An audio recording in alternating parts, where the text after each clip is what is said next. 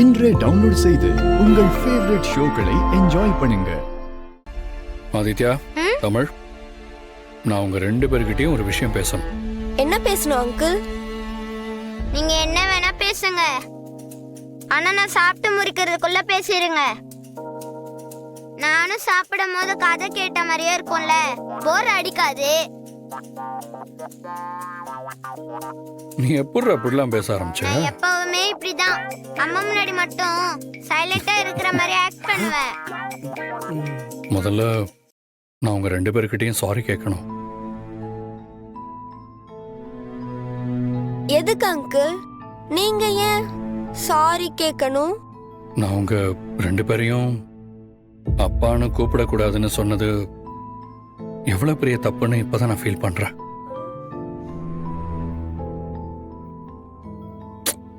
உங்களோட மனசு எவ்வளவு கஷ்டப்பட்டிருக்கும். அதெல்லாம் பரவாயில்ல அங்கிள், அதான் இப்ப ஐஸ்கிரீம் வாங்கி கொடுத்துட்டீங்களா, ரெண்டுக்கும் சரியாயிடுச்சு. நீங்க அதை பத்தி நினைச்சு ஃபீல் பண்ண வேணாம். நீ இப்ப எப்படி சொன்னாலும் நீங்க ரெண்டு பேரும் எவ்வளவு ஃபீல் பண்ணிருப்பீங்கன்னு எனக்கு தெரியும்.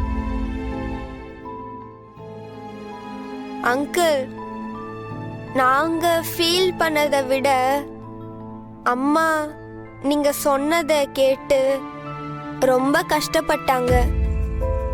அவங்க நீங்க இப்படி சொல்வீங்கன்னு எதிர்பார்க்கவே இல்லை.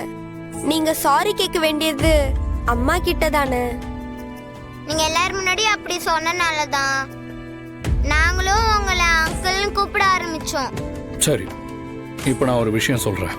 இனிமே நீங்க என்ன அங்கிள்னு கூப்பிட வேண்டாம். வேற எப்படி கூப்பிடுறது அங்கிள்? சொல்றேன். நாங்க வேணாம், அம்மா உங்களை கூப்பிடுற மாதிரி சார்னு கூப்பிடட்டுமா? அதெல்லாம் எதுவும் வேண்டாம். நான் ஒரு ஐடியா சொல்றேன். பப்ளிக்ல முக்கியமா மித்ரா ஆண்டி இருக்கிறப்போ நீங்க என்ன அங்கிள்னு கூப்பிடுங்க. நாம இந்த மாதிரி தனியா இருக்கும்போது உங்க அம்மாவுக்கு தெரியாம மீட் பண்றப்ப நான் சொல்ற மாதிரி கூப்பிடுங்க. இப்படி மாத்தி மாத்தி கூப்பிட்டா ரெண்டும் மிக்ஸ் ஆகி கன்ஃபியூஸ் ஆயிடுமே. டேய், நீங்க ரெண்டு பேரும் என்ன அங்கிள்னு கூப்பிடுறதே எனக்கு சுத்தமா பிடிக்கலடா. ஆனா வேற வழி இல்ல. அதனால கொஞ்ச நாளைக்கு நான் சொல்ற மாதிரி கேளுங்க.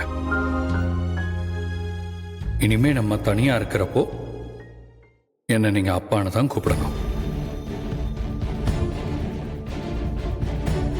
சரிப்பா. அதான் அக்கா சரின்னு சொல்லிட்டாலப்பா. இனிமே நீங்க சொன்ன மாதிரியே நானும் அப்பான்னு கூப்பிடுறேன்.